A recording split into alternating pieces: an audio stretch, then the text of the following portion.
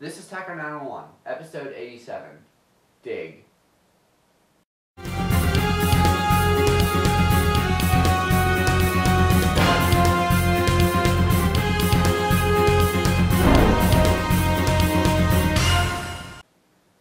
Mike Gdovin.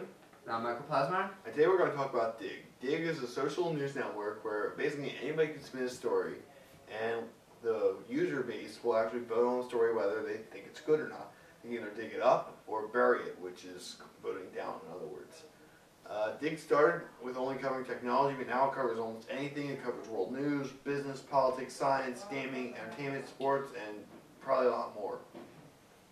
The story collection on Digg is kind of eclectic. Like, you won't find, like, the homepage is not like the CNN homepage or the Time.com homepage. There's a lot of internet pranks and stuff on it. Like, the top story right now is "Tired of your netbook, turn it into a pet cam."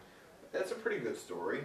Or like a letter or stories about Obama administration reining in NSA things. It's also the home of some crazy rumors, like good for Apple rumors that are insane. 8-core chips I just saw for Intel. I saw one on there one time for a 32-core chip. Right. It's just like crazy junk because anybody can submit a story.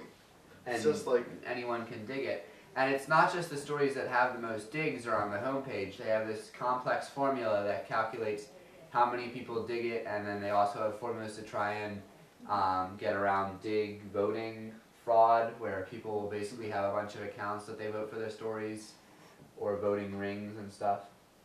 It's actually a really interesting social experiment in how people vote for their other stories and cross-promote and stuff. Okay, so we're going to walk you through submitting a story.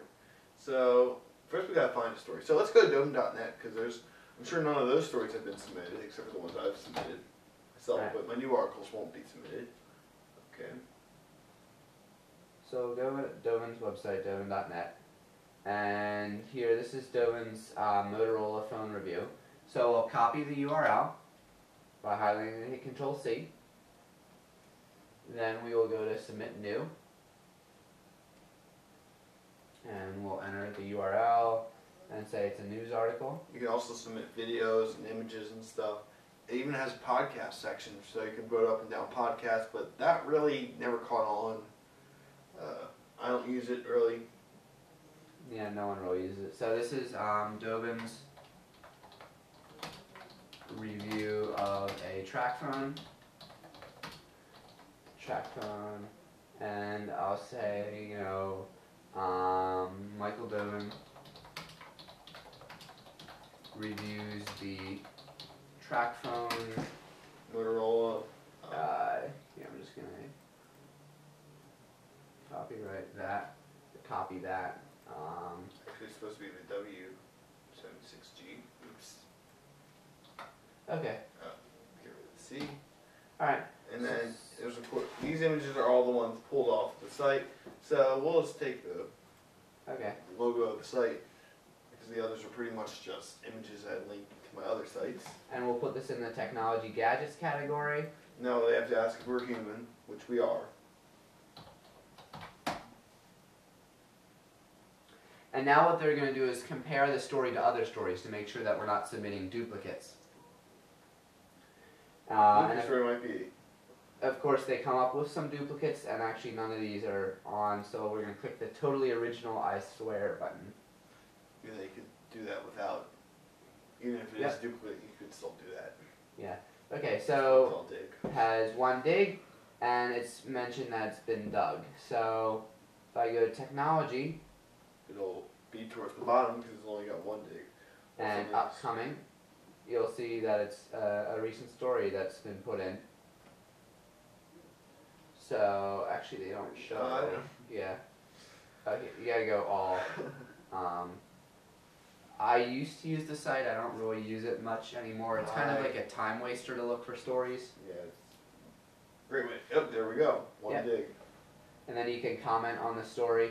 You can even dig and bury comments, which is kind of good because if like someone puts a totally bogus comment on, you might want to say, hey, that's no good. Bury it, and it kind of goes down. Right.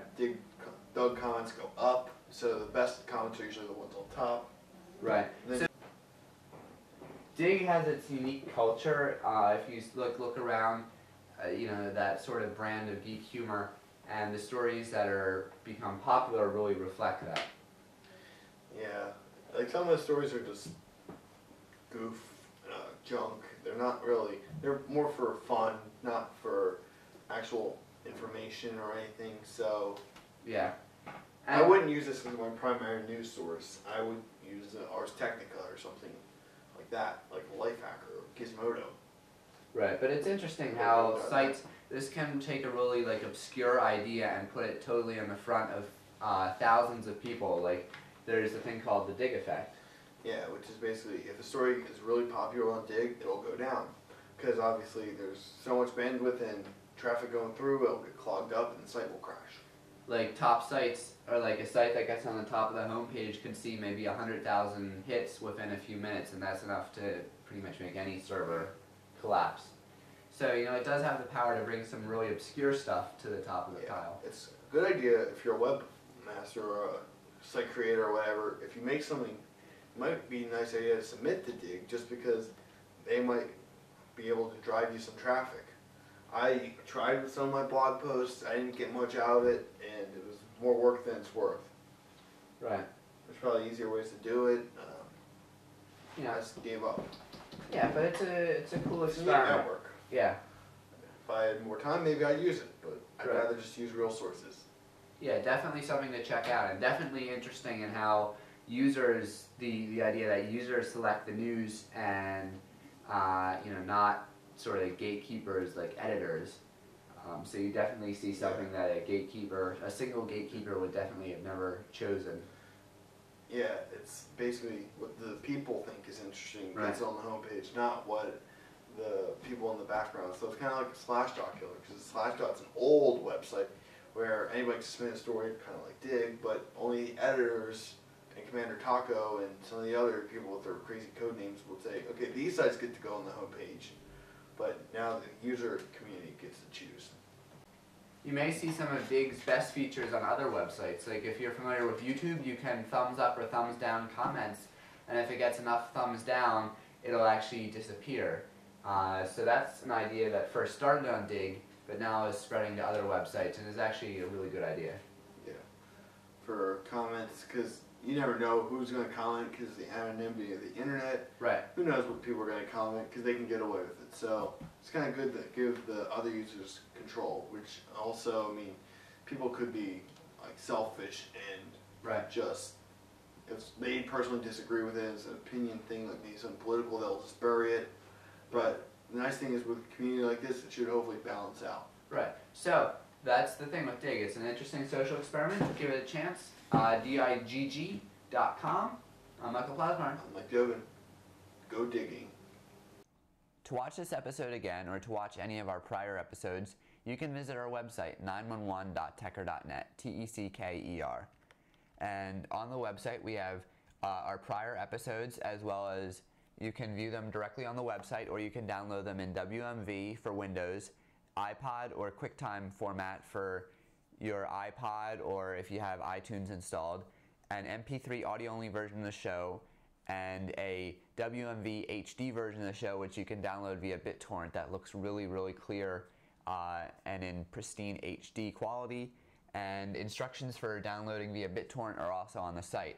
On the right-hand side, we have more information about us and about each of the members of the show, as well as quick links to all of our prior episodes and links to the RSS feeds for each of the formats that we release the show in, and links to subscribe to the show in iTunes if you have an iPod, an Apple TV, an iPhone, any Apple device. You can click on that link in either video or audio format.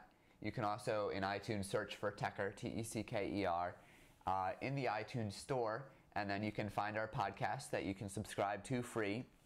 Also, if you do not have an iPod, if you have like a generic MP3 player, then you can use you can still listen to our show if on our website you subscribe to this MP3 audio version in a feed catcher, in a podcatcher like Juice.